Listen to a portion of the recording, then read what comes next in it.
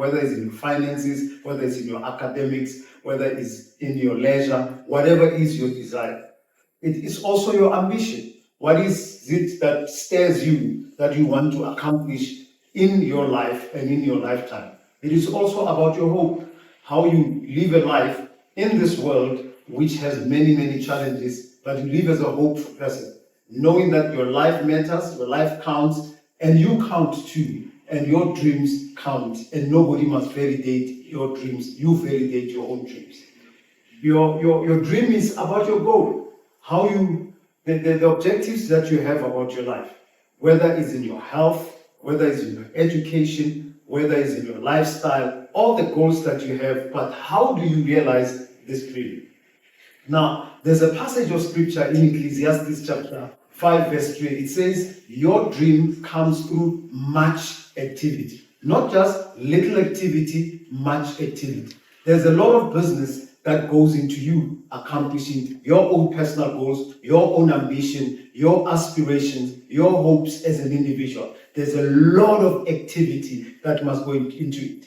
Then it continues to say, a fool's voice is known by many words. And I'm not trying to be disrespectful. You see, it is important for you to talk about your goals, to inspire yourself, to understand them, to have a clear picture of what you're thinking about, what you want to achieve. But talking about it, it does not mean it has been accomplished. Yeah. There needs to be a lot of activity. So which means it takes a lot of attitudes, decisions, and actions that we put together in order to accomplish our dreams. So it's a combination. It's a combination of you having good attitudes. You can't have a negative attitude about yourself and think that you will have a positive outcome. It is about making the right choices in how you use your time, in how you use your resources, in how you apply yourself on the basis of what you are gifted in doing.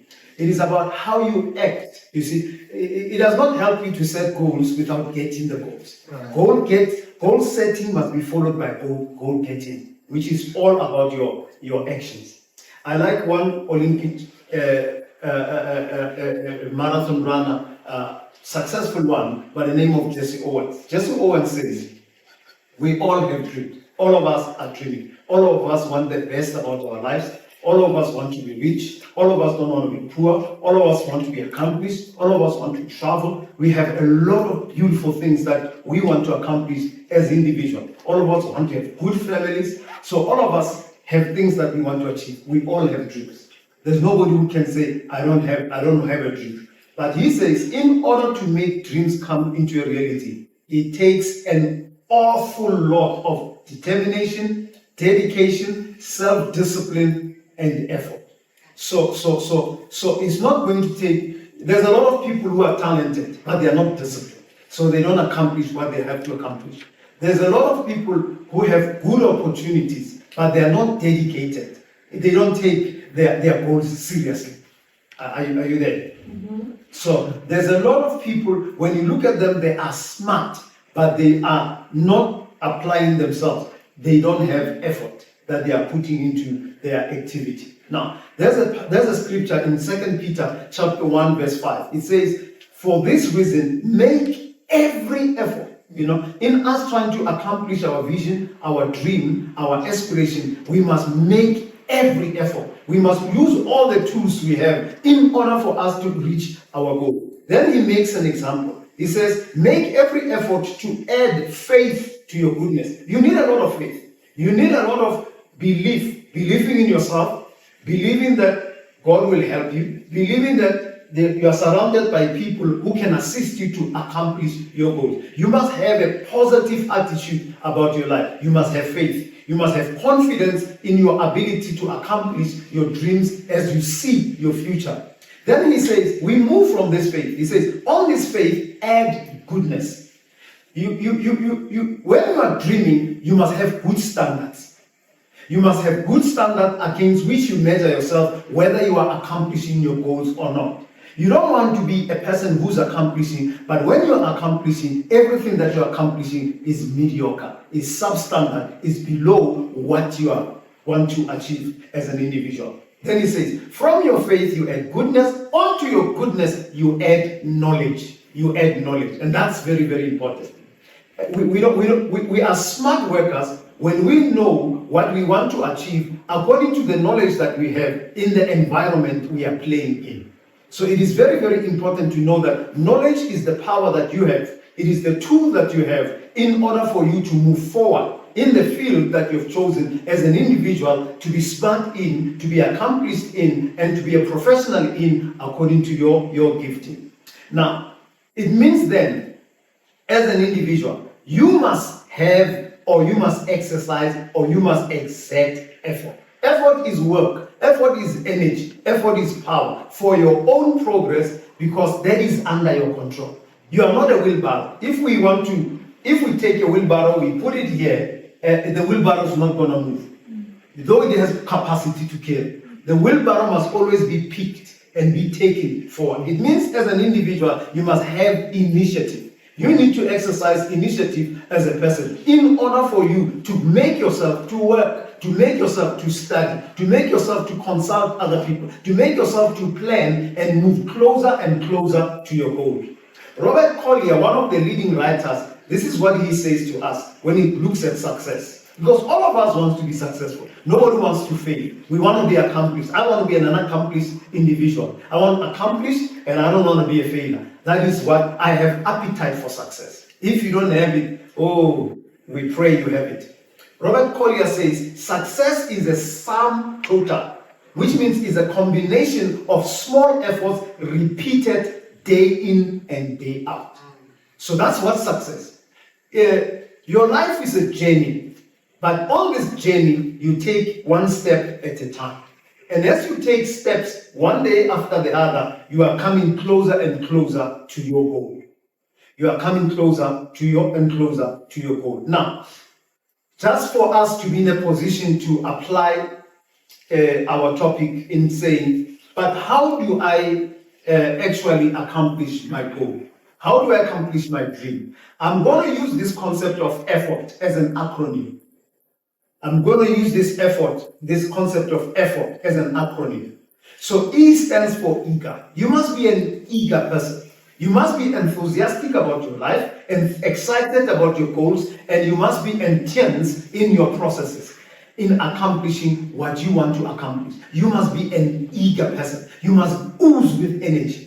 If you are doing something that does not excite you, then you are in the wrong place. You must aspire and be hungry enough to realize your dreams. When I quote this musician, people always laugh at me. Yo-Yo Mama, a famous cellist and musician. This is what she says. She says, passion is one of the greatest forces that unleashes creativity. Because if you are passionate about something, then you are willing to take risks. So which means you as an individual, you must be excited about what you want to accomplish. You must be excited about it.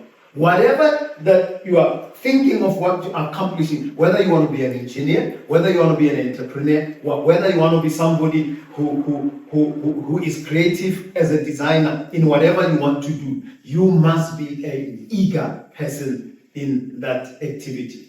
There's a scripture in Galatians 4:18. It says, now it is good to have such deep interest in the purpose is good.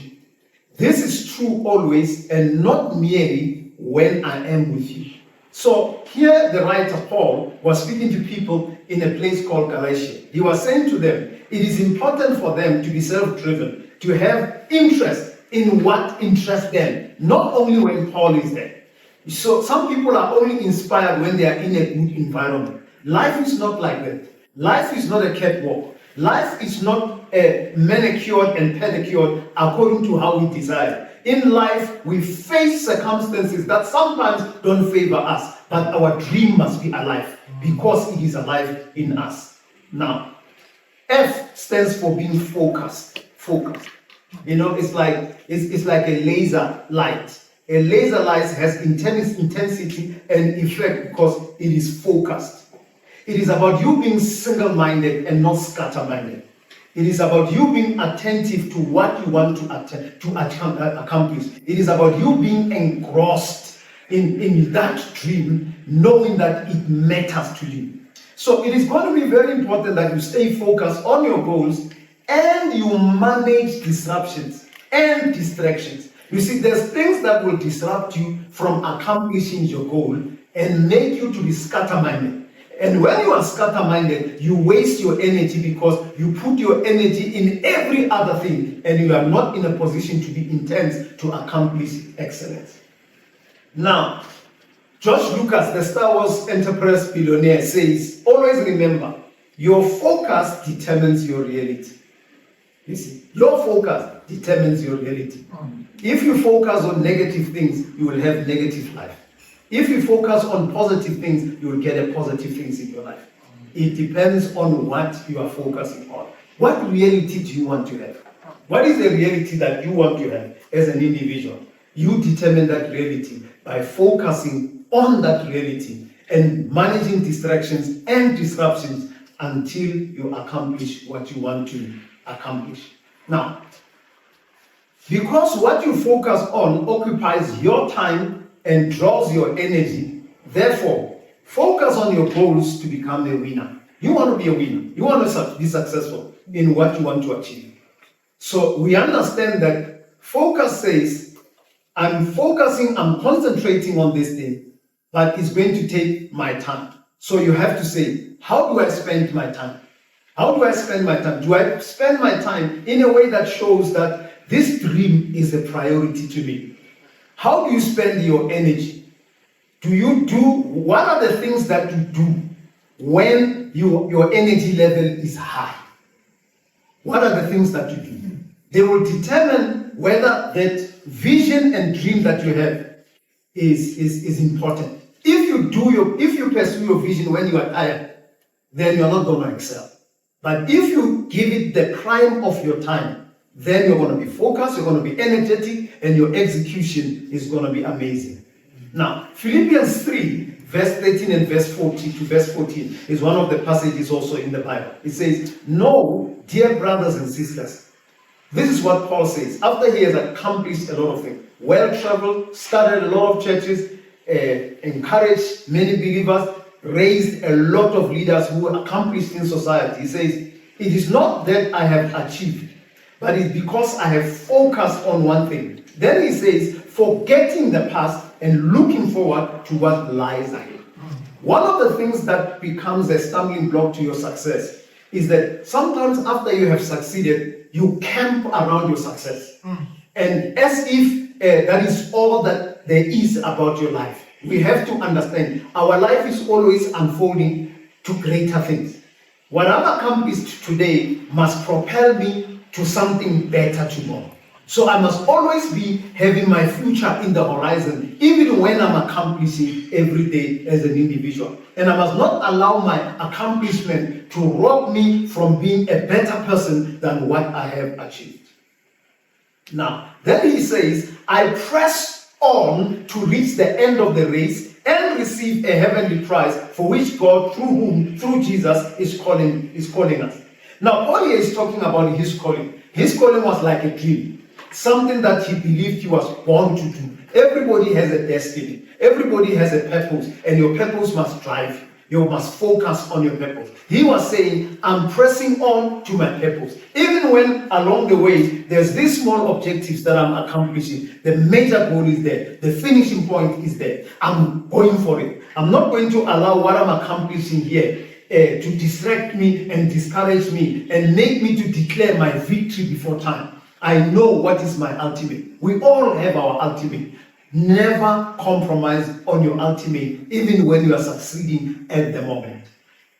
Now, the third thing is being fired up. F. The next F is being fired up. Or what we call being motivated. You must be an inspired person. Never allow yourself to be discouraged, to give up when things get tough or when things get rough. In life, things get rough. In life, things get tough. In life, sometimes when we are planning, when we are dreaming, we don't succeed the first time. But we must keep on pushing without being discouraged.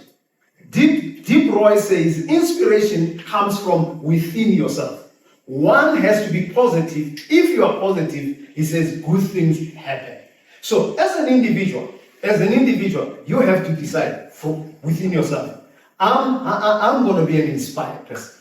I'm going to be somebody who's inspired, who's encouraged, who's motivated about the plans that I've set for my life.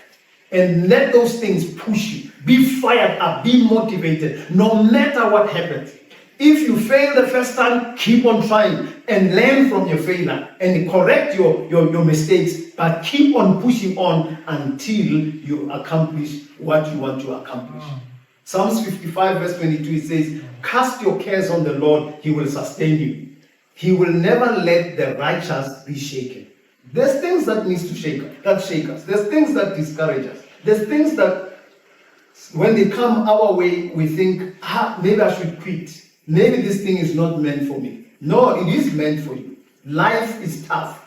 Life is tough, and you are tested with the amount of problems that you face. Because the problems we face, they define our character, so that we may be stronger as individuals. Because where we are going, you see, once you succeed and reach your goal, the issue is you must also have the character to stay there.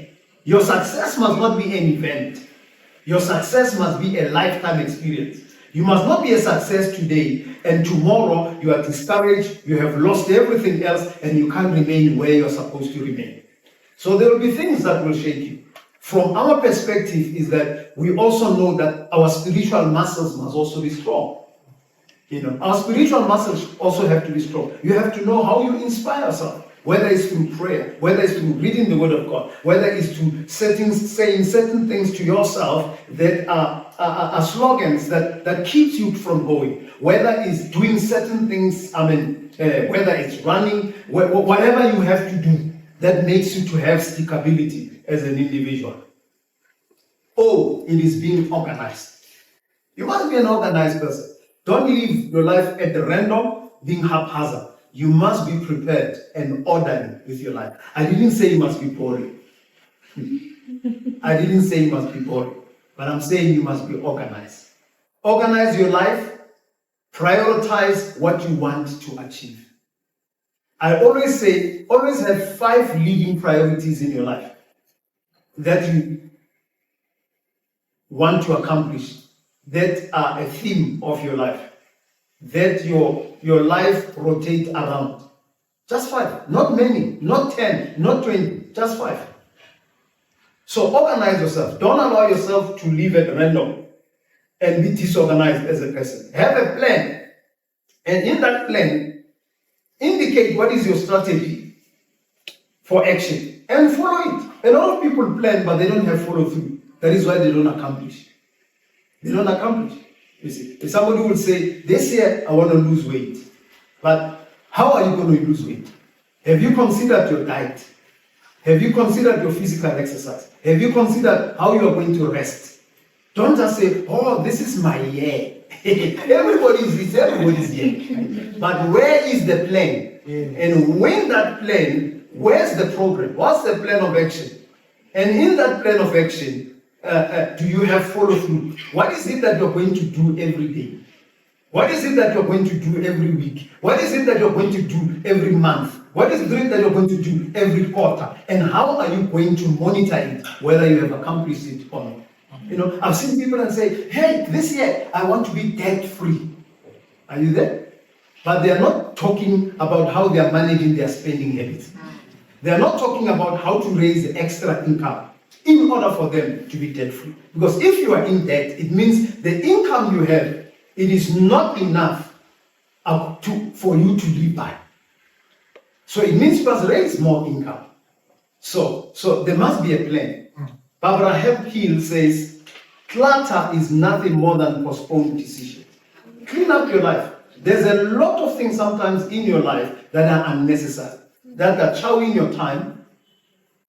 Are you there? That are taking away your attention from what matters. Sometimes it's friends who don't have a dream, who don't have a vision, who just visit anyhow when you are studying. But I know, things of Loma. What's your vision? What's your vision? When of Blomanjaro. Sorry. Proverbs 24:27 says, do your planning, prepare your fields before building your house. You know, my wife is an architect, so I know if you have a dream and say, I want to build a house, it's good. You want to build a house. The first thing she will ask you is that, where's the land? Where's the land? You want to build? Can you show us the land? And then can we have the title deed? Because on that title deed, it will indicate the extent of the land. It will indicate the topography. It will indicate how she can orientate the building. Are you there? Then she will go. She will know if it's on the title deed, what are the servitudes that are registered in that land. Then she will design a plan according to your dream. She will ask you, what kind of house or what kind of building do you want me to design for you? You will say, I need 4 garages. I need 6 bedrooms. I need a holding area for my visitors. I need a study.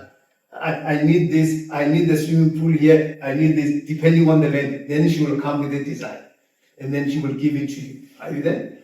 It's all about planning. But even when the plan is there, she will ask you, what is your budget? Are you there? And once we have determined the budget, we must get the builder. Are you there? And once the builder is there, we have to ask the builder whether this thing is turnkey. We appoint him. We are not going to be running around builders and cash build and doing whatever. The builder brings everything else, and when we rock up, he gives us the key with the house finished. But look at that. It's a lot of planning and a lot of preparation. Are you there? Then you have a house. Voila. Maybe it will be on Top Billing. Maybe it will be on the Home magazine. Whatever it is. But otherwise, it just remains a dream that makes you crazy unless you plan, because you are an organized person. Now, the R stands for results. I love it. Stands for results. It means there must be outcomes. There must be marks that we want to accomplish. There must be scores we want to accomplish. Which means, it means you must set target for the results you want to accomplish. And you must work on accomplishing them with energy, commitment, and excellence. Gone are the days where when we do things, we do them in a shady way. Yeah, in a shady way. When you build a house, you must build the most beautiful house. Because it's your money, it's your resources, it's your dream. How do you want to represent yourself? How do you want people to know you? What results do you want? You see? As a student, what results do you want? You know the results you want. If there are results that are enough and are good enough for you to be accepted, if you're going to tertiary in a specific field. If your points will be enough and even more. Or certain scores, they even say your parents are not going to pay because you are a super achiever. You even attract sponsors, buzzers. Are you there? Because of your accomplishment. There are certain things where people have problems, but they are not managing problems with the results they want to achieve. You might come from a poor background with nobody trying to support you and anything else, but you can be smart, you can have energy, you can be committed, you can work excellently in a way that by yourself, with what you have accomplished, the world just gets your attention. And the world wants to help you. Dennis Wakely teaches us that the results you achieve will be in direct proportion with the effort you apply. If you don't apply any effort, you're not going to get the results that you want to accomplish. It's all about you. It's all about you. So, goals are never accomplished through wishing, but through working. That's the formula.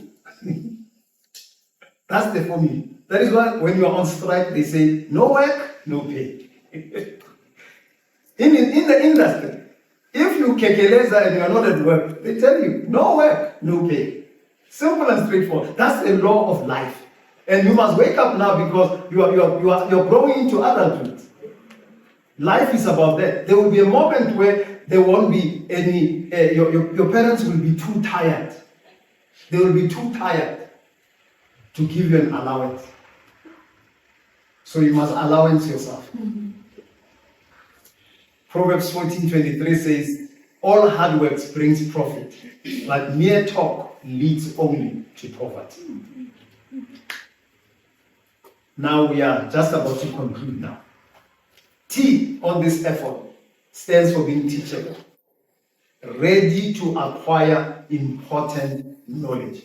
There's a lot of knowledge, but some of this knowledge that you meet, it is not in line with what you want to accomplish. Your knowledge must be relevant to what you want to accomplish. There's a lot of things that people are reading, but they're irrelevant for them with what they want to accomplish. They are irrelevant. You can't be reading things that are not in line with how you want to empower yourself. Unless you're reading fiction just for leisure. Leisure is just to console yourself. It's not to accomplish anything. So which means you must be open to continuous learning for self-improvement and to growth to be better. Someone said, the more we learn, the more clearly we see our own ignorance. It's very interesting. The more you learn, the more you see other areas you don't know. That is why you have to keep on learning and growing. You see. I did my PhD almost 10 years back. It's now irrelevant because knowledge has evolved. Sure. The only thing is it has positioned me to be a credible researcher. That's the only thing. But it's irrelevant. So the speed at which knowledge becomes irrelevant is amazing. It's really amazing. It means you must open yourself to be a challenge to advance through learning. And learning depends on you. You don't depend on anybody to learn anything. It is up to you. Proverbs 18:15 says, intelligent people are always ready to learn. Their ears are open to knowledge. When you are intelligent, you know your limitations and you empower yourself to manage your limitations. The last one, conclusion. Let's sum up. Let's go back. It is about you making effort for the progress that you want. Not your parents want. Not what society wants. What you want. This is for you. Nobody else but you. And aim to exceed your expectations. Don't be an underachiever. Aim to exceed your expectations because you've got so much tremendous potential.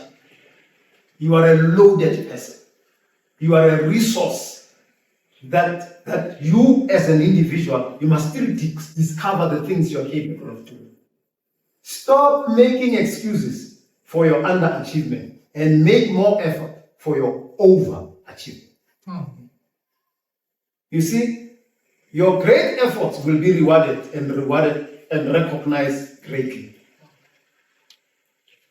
Work hard in silence and let your success make the noise.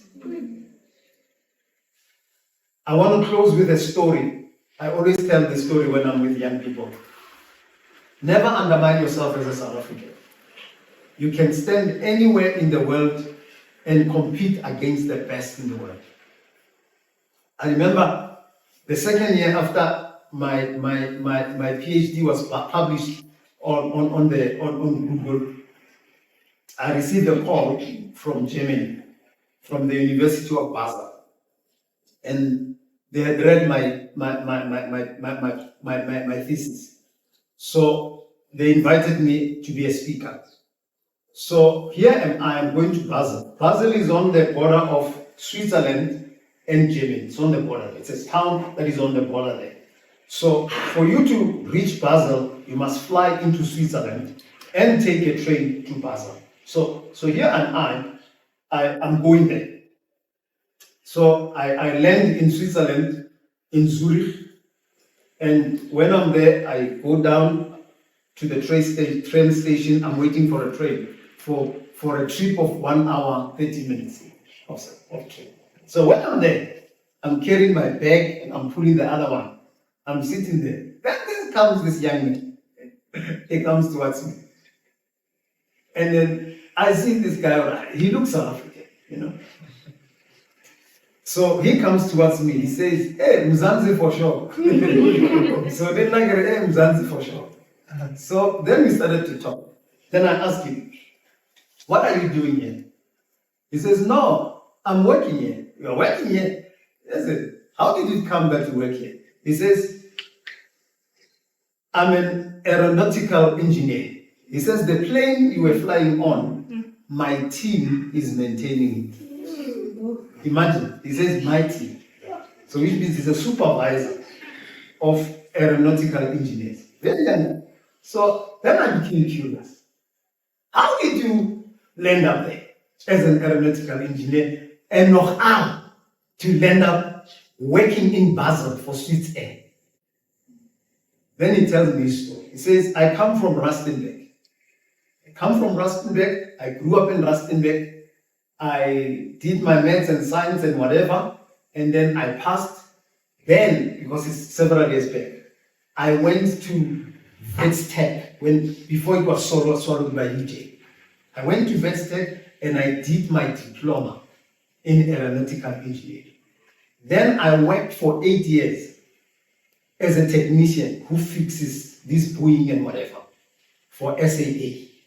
And these guys, they poached me. I landed up in Basel. Make the connection.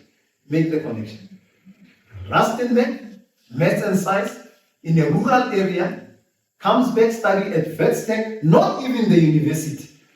VetsTech works as a technician, becomes good in what he does.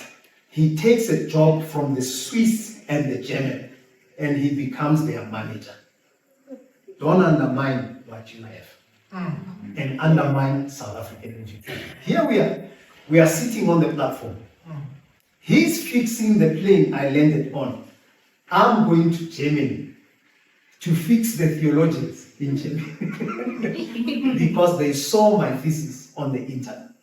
And here we are, two South Africans in different fields, educated only in South Africa, but our education is shaking the world. Thank you. Oh. Sure. If that didn't inspire us, thank you so much, Bishop.